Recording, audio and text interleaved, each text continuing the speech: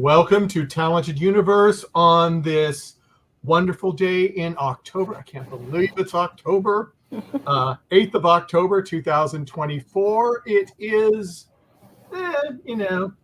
early afternoon on the East Coast. It is morning on the West Coast. And I'd like to introduce my co-host first. And I'm going to have her introduce our guests as soon as she's introduced. Liz, how are you doing this wonderful morning? I'm doing great. We heard actually that we're going to get a break in the heat starting tomorrow. But when I saw Jonathan's post this morning, it looks like he and I are competing weather-wise. So it was, 75 degrees earlier for you when you were jogging? Wow. Yes. So, yeah. Okay. I may as well go ahead and introduce you guys since I've already been talking to you. We have 323 with us right now, and they are currently on this season of The Voice. Hello.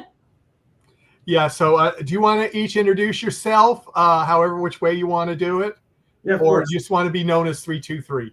We can introduce ourselves. You can go ahead. You start. Sure. I'm Kinsley. I'm 25. I'm Jonathan. I'm 33. And I'm Jacob. I'm 19. You're the baby, right? I am the baby. Yeah. So what made you, first off, let's start from the beginning. I'm probably going to steal Liz's question, but I don't care. What got you started in music? Each one of you, I mean, if it's all the same, you can all say it together, or what got you wanting to sing, etc. Yeah, sure. So me and Kinsley had sang a lot because we're closer in age. So we had sang a lot. We all go to church together. So we had sang a lot together, kind of tried to do a thing a couple years ago. Ended up kind of falling off. Just life took us both separate places. And then Jacob kind of popped around. He was really young when I started going to the church we go to, but he got in his mid-teen years. And so we ended up doing a song together. And I was like, hey, we sound good together. Me and Kinsley have sung together. So let's just start a group. So it was kind of our outlet to do just something outside of church, something fun that we could sing at bars and restaurants, but also be creative and doing pop, R&B, country, just all different types of music rather than just worship music, which we still do every week. Mm-hmm. Liz, do you have a follow-up on that? I think you did because you told me. Well, I have several, but I want to even go back. You kind of alluded into it. But okay, your name is 323. Yes. And I know that you've already told a little bit about your background with it, but how exactly did you come by that name? And I have a follow-up for that one as well. Yeah, I'm going to let Jacob answer this one because he was the one that actually kind of came up with it. So we were sitting on the couch at a rehearsal about close to a year and a half ago now. And we were just doing a regular rehearsal, and we were like, well, we're a band now. We've got to start thinking of a name. So we're just thinking of random names, and then I was trying to think of something that could tie us to Tallahassee because we're all from Tallahassee. And then I just thought of it out of nowhere. I was like, all the zip codes in Tallahassee start with 323. So I was like, that'd be a good way to tie our band to Tallahassee. I think that's really cool. But here's the question for you. Have you guys ever, in the year or so that you've kind of been doing this as a real tight-knit group, have you ever been confused for the record label that's both out of Chicago and Atlanta, which is 323 Productions? Recording Productions. No, but that's actually really cool. But I didn't know there was a 323 record label, so maybe they should, give us a call. So I thought that was really funny when I was going through stuff and I discovered that. I'm like, oh, wouldn't it be cool if you got 323 the band under 323 the record producing label? That would actually be cool. That would be cool. I think we should do a little plug here. We should send it. Yeah, tell them that they need to contact you immediately. Yes, that is what you need to do. Yeah. Besides music, what else? Obviously, other things we won't discuss, but clearly one. What occupies your time when you're not doing music, practicing, and all that? And I'm sure that covers a lot. But do you have other hobbies, interests? Yeah, I think it kind of varies. We'll have you start, and then we'll kind of go to them. Yeah, go that. Yeah, so I'm married, so whenever I'm not practicing or working or whatever, I like to take that time with my husband. We love movies, we love playing with our dogs. I love to read. I'm definitely the more calm, like laid back, chill one in terms of like the activities like I like to do in my time. But yeah, that's Yeah, I am super big into working out. So that's a huge thing for me, in addition to music. I mean, I've always done music. I used to sing in gospel groups and things like that, but working out has always been an outlet for me, and it's just progressed over the years. So that's honestly my passion other than music. And then I have a little dog named Baxter. He's not really little, but he's a fun dude. So he occupies the rest of my time when I'm not at the gym or singing. So that's kind of what I do. Yeah, I also like to work out, but I also like to spend a lot of time with friends outside of music, and also just a lot of time working too. Yeah, that's pretty much it. Just working out, hanging out with friends, and working. I actually wanted to make a quick comment to Jonathan. I saw one thing on your post that I wanted to say personally thank you for. You do the Murphy Challenge, and me as someone who's connected with the service, I really appreciate that. So that's really cool. Yeah. Do you find? Well, I mean, let me ask. I hate this morning. It's too early for me today. Do you know what songs you want to do, or do you just kind of decide? Because most of what I've seen is you basically are covering other songs. First part of the question is, are there certain types of songs you like to do, or is it all over? And second, are you ever thinking about producing your own music? Yeah, Michael, you stole that one from me. Okay, yeah. So the first question, as far as the songs we like to do, we sit down, we all each bring like a song, like what we each like, because we all bring a little bit something different to the table. I grew up with gospel; that was a huge part of my life. Of course, we all grew up in the church, but we all have like our own little flair of what we like to sing, what we like to listen to. So we sit down, we go through the songs, and we think, how would this best work for the three of us? Because not every song can be a trio. Sometimes it can sound ridiculous. So we sit down, we go through it, we work with our arranger, and that's kind of our process of how we vet songs if it's going to be good for us and then also for the public. But on the second part of the question, Kinsley definitely has a great answer for that. Yes, so I love writing music. I've been writing music for years and years, and typically I gravitated more towards like the basic genre, just because I would do music for our church and things like that. But recently, I've really started venturing into like more pop country sound that we have. So we have not one but several songs in the vault ready to record and get out there soon. But we have one that we're about to really get the ball rolling. Well, that is, I'm excited about that. I mean, that is really good, because you need to do that nowadays and have something of your own flair, so you can get out there. Besides those, either one of the gentlemen thinking about writing music, or that is just not your wheelhouse at this time? I mean, Jacob can write, but I've tried. I think I heard Carrie Underwood say this a long time ago, because I've been a huge fan. But I believe that writing in itself is a talent that you either have it or you don't. I know everyone says like everybody can write. Like I have a lot of things that I've been through in my life that I can share, and I've shared with Kinsley. Like, this is kind of what I'm feeling. Can you put it into words? But I really think that writing in itself and putting true lyrics together and being able to articulate that is such a gift and such a talent. And I personally don't think that I possess that to do it on my own, but Jacob definitely has toyed it a little bit, especially out in LA. Yeah, when we were in California, I wrote a couple songs. I had never written a song actually until we got out there, and didn't know I could, but I guess I can. But yeah, Kinsley and I both do that. Well, that's good, because the one time that I attempted to write music, I got so excited, say, I did it. It was already a song that was out there. It was something I had heard. And I got so mad when I realized that it was already out. And I changed the words, but it was perfect melody.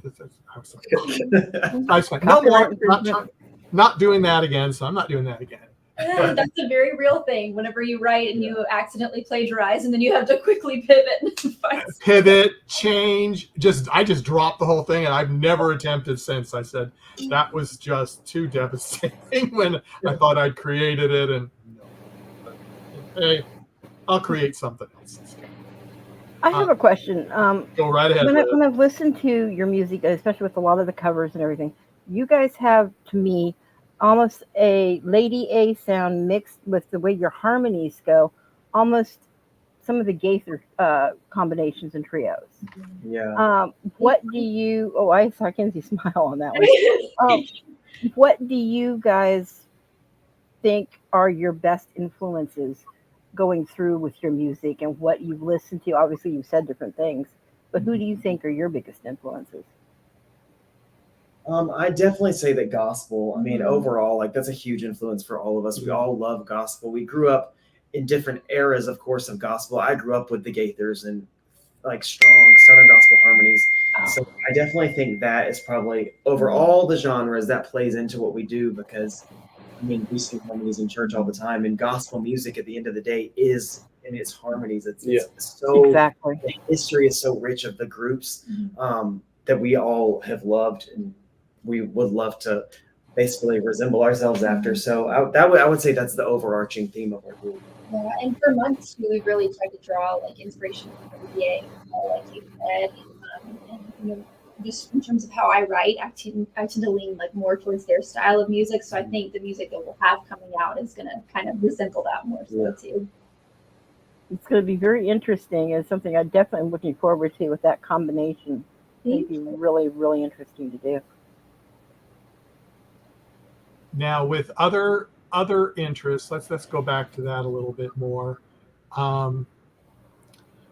I know certain people were hoping that your pets would be available for viewing on the podcast, but you know that doesn't work if you're not at home right now and you're out on the road, let's say. Yes. But and it's Jonathan, yours is your Baxter. Baxter. Yes. And what type of? I think it's a dog. What type of dog? Just so the audience knows. Yeah, so he was supposed to be a miniature golden doodle. When I got him, they said, "Oh, he's gonna be a miniature golden doodle." So I'm thinking like 25 pounds max. Lie. I get him. I fall in love with him. He's like the size of my hand when I pick him up. But then he just gets bigger and bigger, and so he's like 45 pounds. So he's more of a medium golden doodle. I think he's pretty much to full size, not huge, but yes, he's a medium golden doodle is what I call him. How old is he?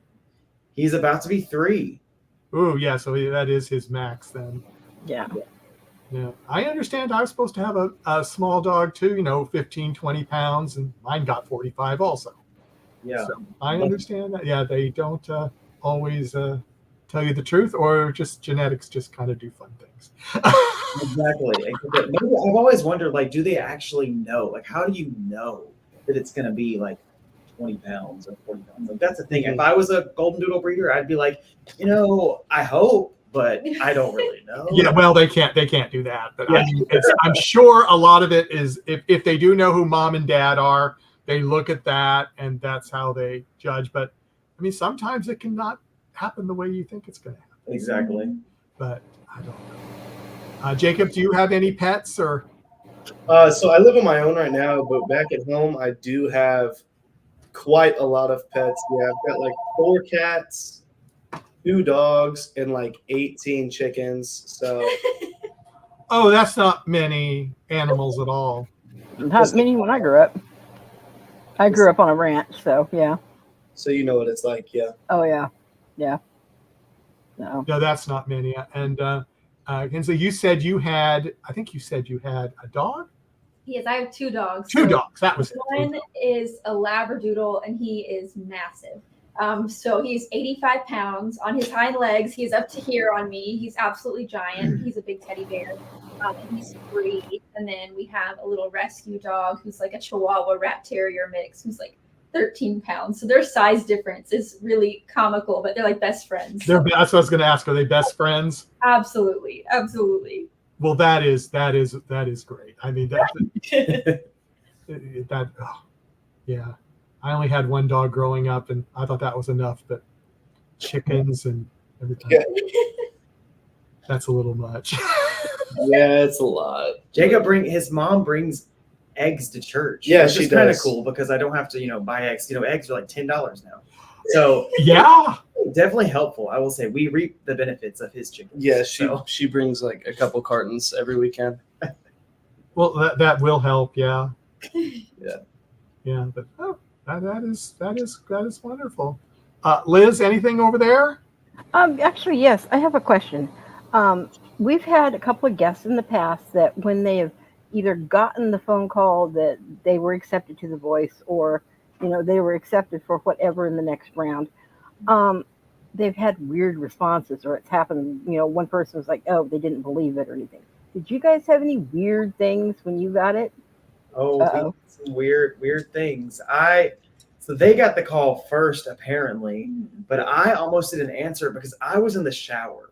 My phone rang and it said Los Angeles, and I'm like, what telemarketer is calling me now? So I literally was this close to not answering. So I just happened to answer, and like, this is a blah blah blah from The Voice, and I was like, oh haha, I'm sure it is. But literally I was like, they're like, yeah, you're getting accepted to the blind audition, and I'm like, well, I'm in the shower. He was like, well, you better dry off because coming to Los Angeles. So it was really like, I don't know. Did you believe it?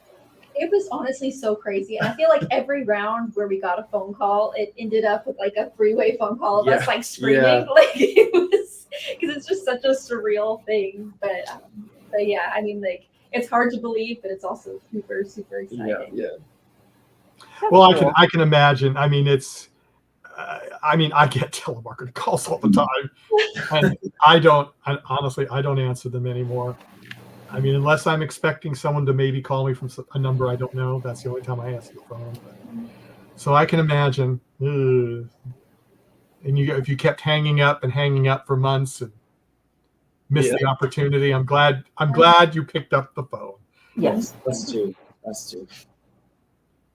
I interrupted you, Liz. I'm sorry. Oh, no. I was just saying, yes. I can't imagine if that would have happened to me, because I probably wouldn't have believed it. And I was like, oh, or I wouldn't have answered it because, like, you said it was just a telemarketer. Mm-hmm. So. Yeah.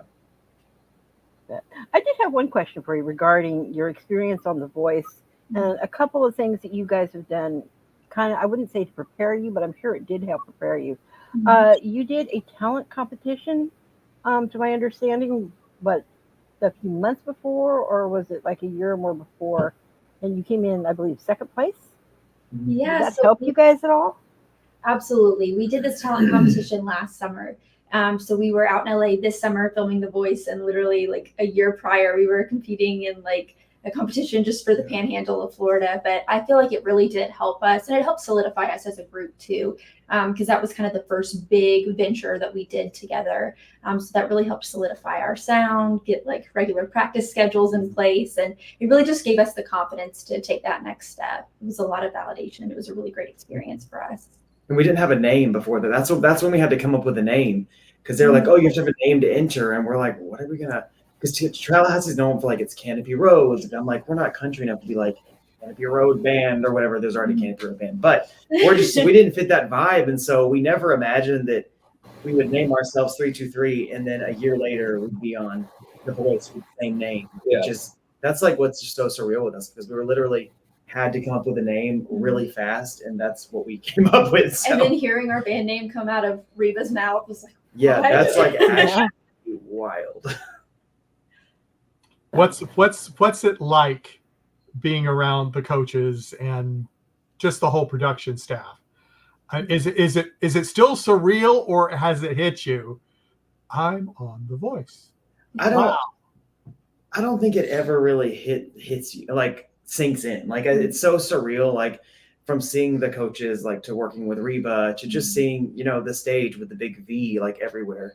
It's such a experience that we're so grateful for, and that each of us individually never thought that we would actually get to do this. And so it's really, I think the moment you let it sink in is the moment you take it for granted. And for us, like, we never want to take it for granted. So we're always just so thankful and just so like in awe that we have this opportunity, because there's so many talented people in the world, in America, that want to do this. And we're just thankful that we got the opportunity to do it. And the coaches are so kind too. I mean, it's not one of those situations where it's like, oh, you meet this person in real life and they're rude or whatever. Like, everyone is just so kind.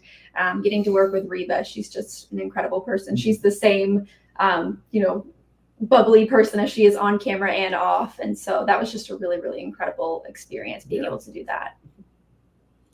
Yeah. What? Oh, I just lost my chain of thought. Oh, Liz, go ahead, because you're probably going to ask the question I was just going to ask. Go ahead. Well, actually, one of the questions I wanted to ask is you guys get bigger and bigger and are now branching out more. Obviously, you're going to start putting in maybe tour dates and things. Where are some places that you would like to go, and what maybe are some places that you are looking at almost in the immediate future?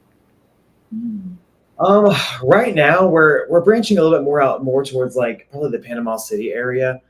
Just for right now, just to kind of keep it a little kind of local, just because we all have this jobs and things like that. So that's kind of what we're looking to, like the 30A area, really heavy tourists, boys who play out there do really well. So long term, we would definitely love to go to like bigger cities, like Texas, like the Austin, Atlanta, places like that, New York eventually. Like we would love to do that. Right now, we're just kind of starting, like branching out a little bit here and there, and kind of seeing where it takes us. That's great. Kind of paying your dues, playing local, and Absolutely. keep on grinding. Well, do you think of your question, Michael? No, I do. I just couldn't tell. You've been lagging, so I wasn't sure what was going on. I'm lagging. Okay. I couldn't tell if you were going to give a question or not. So, but yeah, I was going to ask when we've had other people on, contestants from The Voice, is a lot of them have said, just like what you were saying, they were starting off small and doing a lot of local things, bars, restaurants, whatever they could get into, just to build up their fan base. And that's a great way. That's a great way to start. I'd hoping you'd head up the East Coast and swing by me when you're heading toward New York. I'm in DC, so. Oh, nice! Awesome. I love DC. One of my favorite places. Yeah, so when you go to New York, stop by here. Absolutely. But I'm gonna ask Jacob something. Jacob, if you were not doing this, since you're the youngest, I'm giving this hard question to you. If you were not doing the group 323, what do you think you might have been doing? Well, before the whole voice thing happened, I was either going to go to the community college here, TSC, or I was going to go into trade schools, so welding. And I still do plan on going and getting like my certifications and stuff for welding eventually. Just I've put it on pause for right now. Yeah, because of The Voice. Yeah, just because such a big opportunity. Who really knows what's to come from it? So I don't want to start something else big when something even bigger could come from this. That makes total sense. Jacob, I have a question for you with that, going back to what you were saying about possibly doing welding if you're going to do something else. Did you ever, because you do kind of live in Florida in the Panhandle area, is there any idea that you thought of possibly doing underwater welding as well? So that's been like, anytime I mention welding to anybody, they're like, oh my gosh, are you going to do underwater welding? And my immediate answer to that every single time is absolutely not. Because one, I don't really like deep ocean water. And two, it's like super, super dangerous. Yes, it is. Like pressure and all that stuff is super dangerous. And welding itself takes a toll on your body, and underwater welding, I can't even imagine what that does to your body. So the answer is no. The reason I ask is I have family that does it on the rig. So major props to them because they have the guts that I do not have. Well, that is, I couldn't imagine doing that either. So I'm with you. I'm with you, Jacob. Welding, I don't even think I could do, but let alone underwater welding. Kinsley, this is one of our other host questions he usually asks, but I'm going to go ahead and ask you. Don't do it, but if you opened up your phone to your music app, what most likely would be the first song to pop on, or what genre? Ooh, so it's a really good mix between Christian and pop. So I love Sabrina Carpenter, Chappell Roan, Dua Lipa, all the big pop queens out there right now. But I also love Hillsong, Lauren Daigle, all those really strong, contemporary Christian artists too. So it's really 50-50. Mm-hmm. So you're not sure which one would pop up first. Yeah, I don't know. Whenever I do like the little AI DJ on Spotify, it's literally always going to be pop or Christian music. There's not much in between. Unless it stuck something in there and tried to fool you. Right. Yeah. Jonathan, you want to try that now since you've been warned? Yeah, for me right now, it'd probably be Maverick City. I've always loved them because they take a mix of the really like gospel harmonies, but they also put a spin and it's super current, super like pop. Like it's something you'd hear on like top 40, but it's about Jesus. So I think that was what would come on my phone right now because they're about to release an album. So I'm really loving that vibes. That and Sabrina Carpenter. Those are the two like big ones for me. Now, Jacob, since I gave you the bad question before, I'm giving you this one last. Honestly, it would either be like Jason Aldean or it would be like Usher because I have this like. Oh, that is so different from the other two. But hear me out. I have this like sound system in my truck, and it's like super loud. So my favorite thing to do is like play some like Usher song, and then like drive through my parking garage here and turn it super loud and listen to it echo over the parking garage. Yeah, crank it up and crank up that bass a little bit too. It's funny driving down the road and people just like stare at you as you drive by. So well, people stare at me now, but it's not because of my music. But that's a whole other story. Liz, do you have something? No, I was going to go ahead and let you do that. Oh, okay. It sounded like you had a question, though. No, I can remember the other question that I was going to do. That was earth-shattering question, but it's like, oh well, it's gone. But what? Okay, this is. I have not asked this to anybody else, and you'll probably kill me. And I think Jacob's he's already answered it, so he's free. Perfect. When you went to college or were thinking about college, Jonathan, what did you want your major to be, or what was your major? Yeah, so I went to college 15 years ago at this point. It's crazy how you say that. Oh, that was ages. That was like last week, right? Yeah. Yeah. I know I don't look a day over 25. That's fine. I was going to say 18, but we won't go into that. Hey, I was going to say the exact same thing, Michael. So for me, I grew up in church my whole life. So all I ever wanted to do was be a worship pastor at a church. I went to college for music. I traveled in a group who the director was in the Gospel Music Hall of Fame. So I got to see the world, got to meet some really amazing people during college. But that's what I wanted to do, was be a worship pastor. I envisioned myself being a worship pastor in some mega church someday. That was the dream. That was the goal. But when you get into reality, when you leave the bubble of college and something that you've been in your whole life and you actually get into it, you're like, oh my gosh, like this is like 90% everything else, 10% music. And it really, at 28, it was a wake-up call for me because I was like, I'm doing this, but I don't love it. I love music. I love leading worship. I love the opportunity to do that, but I don't love everything else. I don't love the politics and things that come along with working in a church. And anybody that knows that, they know the behind the scenes of that. So for me, all I ever wanted to do my whole life. And then at 28, I just left the ministry and restarted my entire career. So, yeah. So that was a major. Yeah, I was living in your area, actually. Were you? I was in Maryland. I had just moved to Maryland. Where in Maryland? Oh my gosh. I was in Leonardtown, Maryland. Oh, up that way. Okay.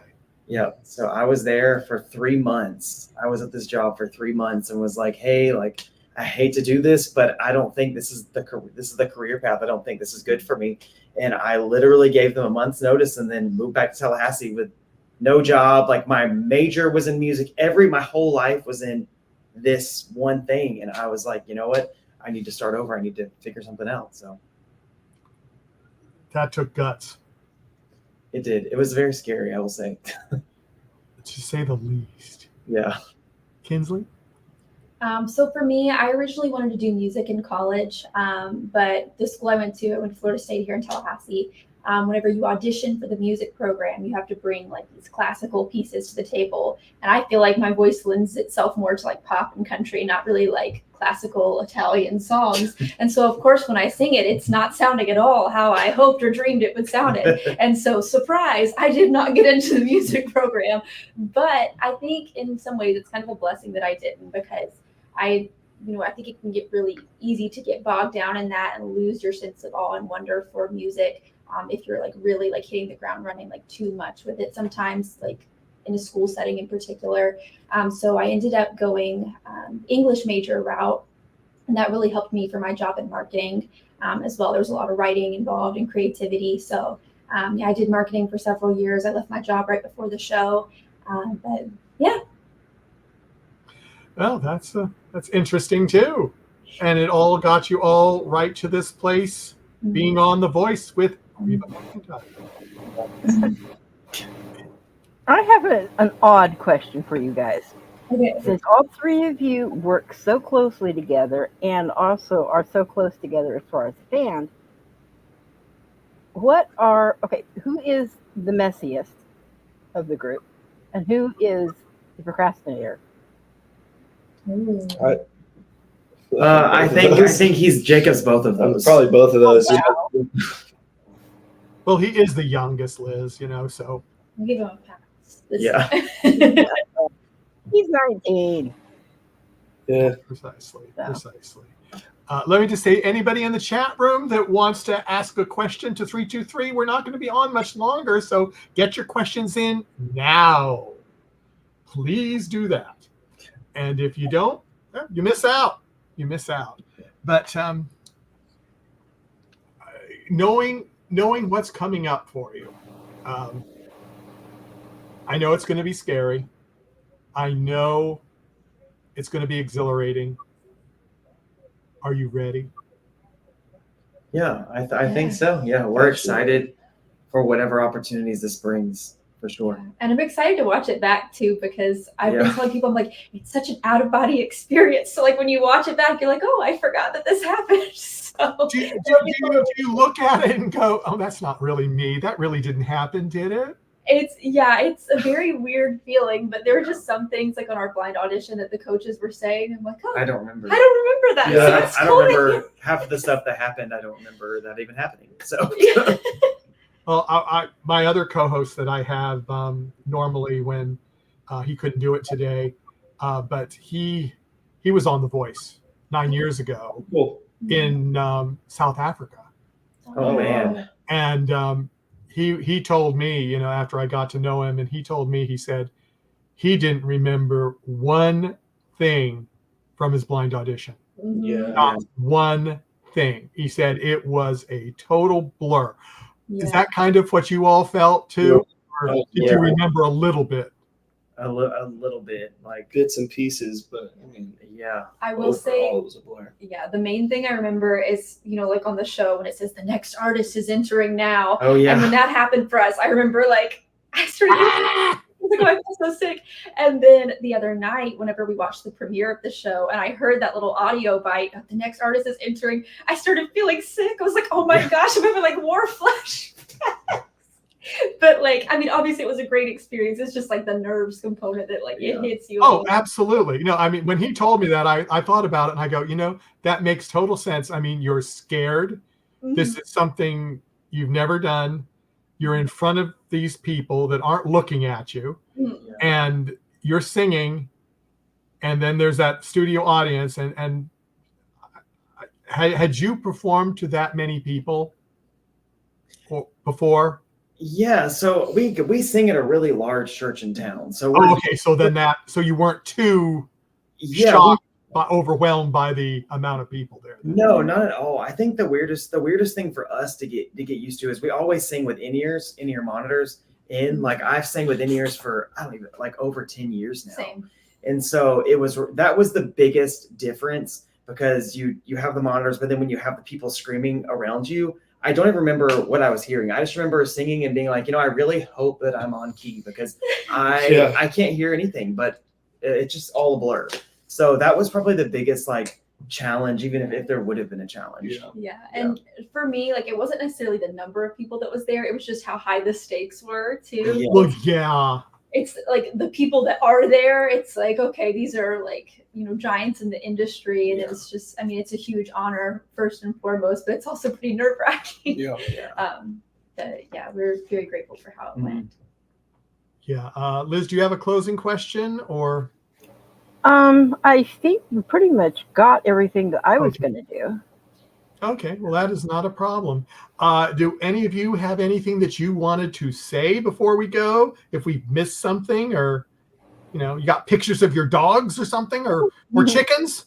Yeah, I don't think so. Just thank you for the opportunity. Thank you for having us. We were excited to kind of.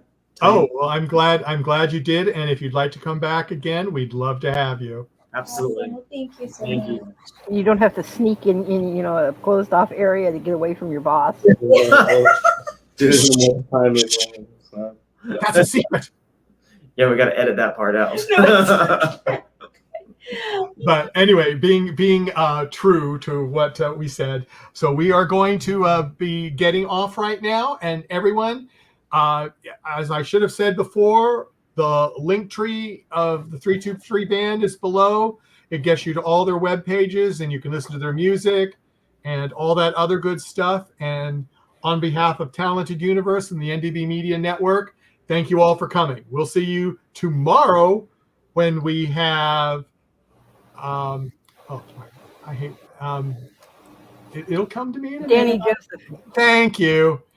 Danny Joseph will be on tomorrow with us at 1 p.m. Eastern, 10 a.m. Pacific time, and we will see you all then. Take it easy, everyone. Bye-bye. Bye. Thank you.